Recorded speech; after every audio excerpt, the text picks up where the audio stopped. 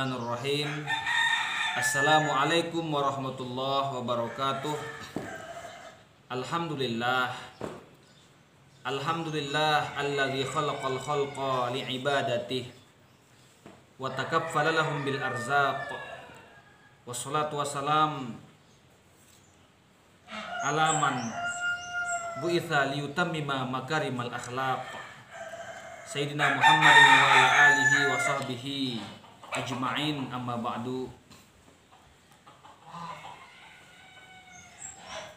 Kaum muslimin rahimakumullah, pada kesempatan kali ini kita akan membahas tentang mubtilatus saumi, yaitu hal-hal yang dapat membatalkan puasa.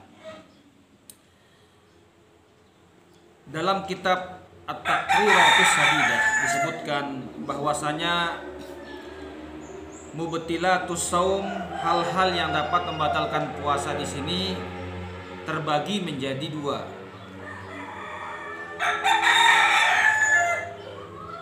Yang pertama, qismun yubtilu thawabas saumi la sauma nafsahu, yaitu yang pertama adalah hal-hal yang dapat membatalkan pahala puasa, bukan puasa itu sendiri, dan tentu tidak wajib diqadha. Dan ini yang disebut dengan muhbitat.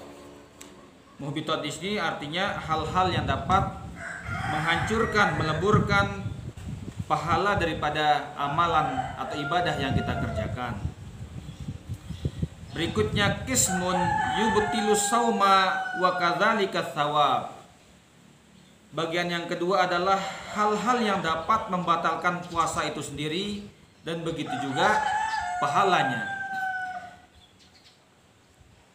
Tentu jika hal ini dikerjakan fayajibu fihil qada, tentu wajib mengqada. Dan ini yang disebut dengan muftirat, hal-hal yang dapat membatalkan puasa. Kita mulai dari bagian pertama, al-muhbitat, hal-hal yang dapat menghancurkan, meleburkan, membatalkan pahala puasa. Rasulullah SAW bersabda, kam min shaimin laisa lahu min siyamihi illal ju' wal atas. Betapa banyak orang yang berpuasa tidak mendapatkan pahala, tidak mendapatkan sesuatu dari puasanya, illal ju' wal atas, kecuali hanya mendapatkan haus dan lapar. Hanya mendapatkan ju', lapar, wal atas, haus. Tentu ini disebabkan karena orang yang berpuasa mengerjakan hal-hal yang dapat menghancurkan pahala puasa tersebut. Apa saja itu hal-hal yang dapat membatalkan atau menghancurkan pahala puasa tersebut?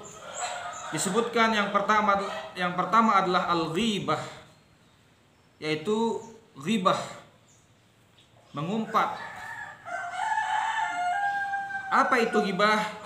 Seseorang menyebut saudaranya muslim, yang muslim, tentu apa yang disampaikan itu, apa yang diucapkan itu dibenci oleh saudaranya, sekalipun apa yang diucapkan atau yang disampaikan itu adalah benar. Itu yang disebut dengan ghibah. Berikutnya an-namimah. An-namimah di sini adalah seperti adu domba. Seorang menghantarkan perkataan seseorang yang lain kepada orang yang lainnya supaya terjadi pertengkaran di antara kedua belah pihak. Ini yang disebut dengan namimah. Yang berikutnya adalah al-kadzibu, yaitu perkataan-perkataan dusta, perkataan-perkataan bohong. Wahwal ikhbaru bighairil waqi', yaitu berita-berita atau informasi-informasi yang tidak nyata, yang tidak benar, yang tidak sesuai dengan kenyataan. Berikutnya adalah an-nazru lima yahrumu au lima yahillu bi syahwatin. Memandang sesuatu yang diharamkan baginya atau halal baginya, tetapi dia pandang dengan syahwat. Ya, menikmati pemandangan dengan syahwat, ya, baik itu kepada muhrim ataupun orang yang bukan muhrimnya, seperti misalnya memandang istrinya. Tentu di saat berpuasa hal itu dilarang. Berikutnya adalah al-yaminul kadzibah, ay al-haliful kadzib, yaitu sumpah dusta. Ya, bersumpah dengan sumpah yang yang bohong, sumpah palsu. Ini tentunya dapat menghancurkan pahala puasa seseorang. Berikutnya adalah qaul zur wal fuhsya wal amalu bihi, yaitu perkataan-perkataan dusta, perkataan-perkataan kotor, perkataan-perkataan hina, dan berbuat perbuatan yang kotor ataupun yang tidak baik. Ya, sebagaimana disebutkan oleh Rasulullah SAW dalam hadisnya, man lam yada' qaula zur wal amala bihi falaysa lillahi hajatun fi ayyada'a ta'amahu wa sarama. Siapa saja yang tidak meninggalkan perkataan-perkataan dusta, perkataan-perkataan kotor, dan berbuat perbuatan-perbuatan yang dusta, perbuatan-perbuatan yang kotor, perbuatan-perbuatan yang tidak baik, maka Allah tidak berhajat terhadap mereka yang hanya meninggalkan makan dan minum, tetapi tetap berbuat, berkata hal-hal yang tidak baik, hal-hal yang mengandung dosa, hal-hal yang menyakiti, menzolimi orang lain. Nah, hal-hal yang tadi disebut dengan muhbitat, yaitu hal-hal yang dapat menghancurkan pahala puasa. Tidak ada artinya puasa yang mereka kerjakan, ya, meninggalkan lapar, meninggalkan dahaga, meninggalkan makan dan minum, tetapi mulut, tangan, kaki mereka tetap melakukan maksiat. Maka orang yang seperti ini tentunya tergolong orang-orang yang rugi, berbuat tanpa ada hasil, tanpa ada ganjaran yang akan diterima. Sia-sia apa yang dikerjakan. Berikutnya adalah al-muftirat, hal-hal yang dapat membatalkan puasa itu sendiri. Disebutkan oleh pengarang di sini ada 8. Yang pertama adalah ar-riddah, yaitu murtad. Ya, baik murtadnya itu hanya dengan menggunakan hati berniat untuk murtad, atau dengan perkataan, yaitu mengucapkan perkataan-perkataan yang menunjukkan kemurtadan. Ya, mengucapkan perkataan yang menunjukkan bahwa dia akan keluar dari agama Islam, atau dengan perbuatan, yaitu mengerjakan perbuatan-perbuatan amalan-amalan ibadah orang-orang yang luar Islam.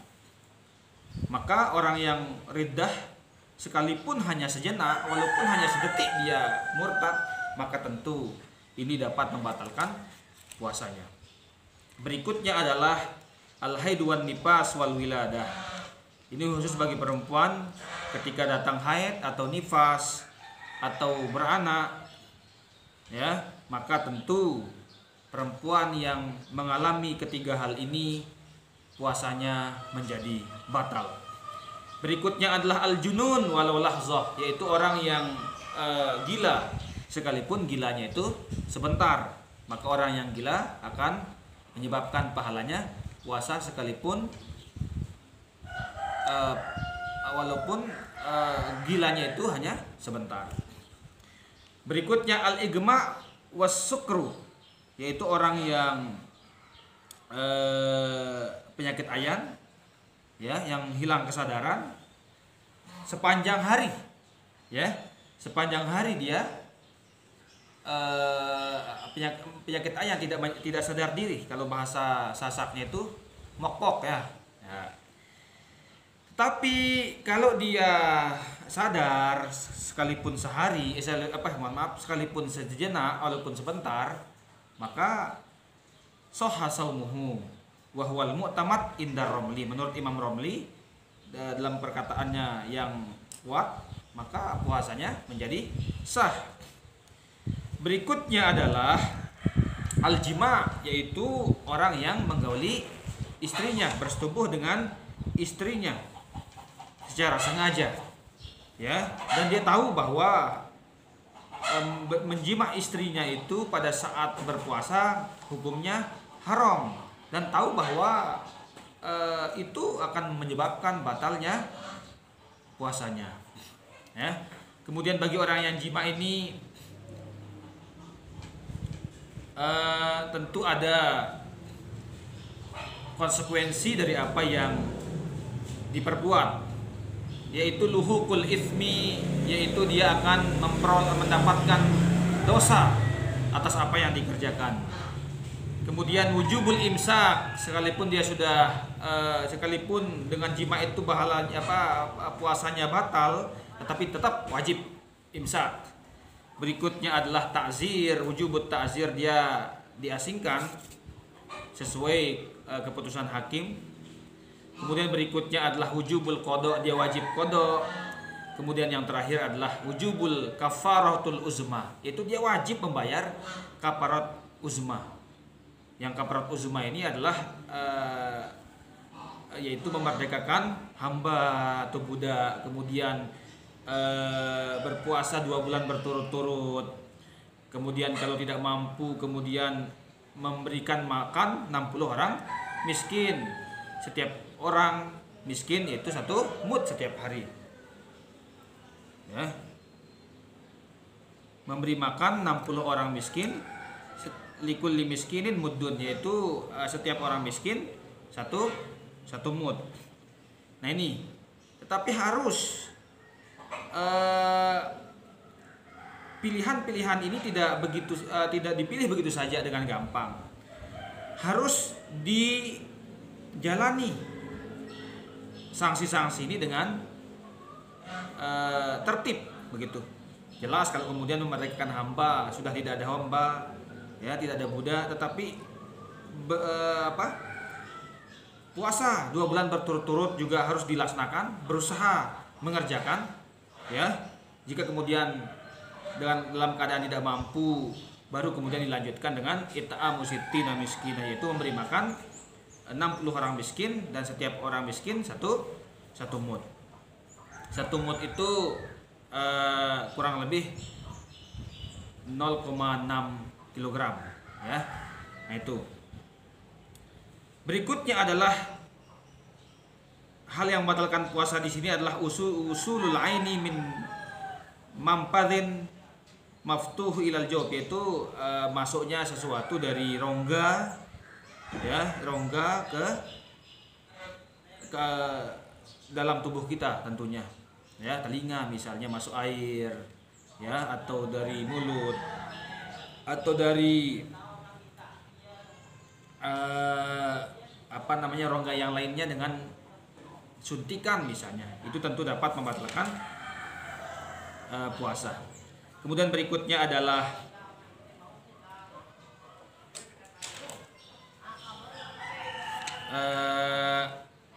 yaitu al-istimna, yaitu apa itu istimna? Talabu hurujil mani, yaitu memaksa atau mengeluarkan mani secara sengaja dengan tangan atau dengan yang lainnya, ya, itu dapat membatalkan puasa. Yang terakhir adalah al-istiqoah, yaitu dengan sengaja muntah, ya, dengan sengaja muntah, baik itu dengan memasukkan tangan ke mulut atau dengan memancing keluarnya muntah. Itu hal-hal yang dapat membatalkan puasa dan pahala puasa.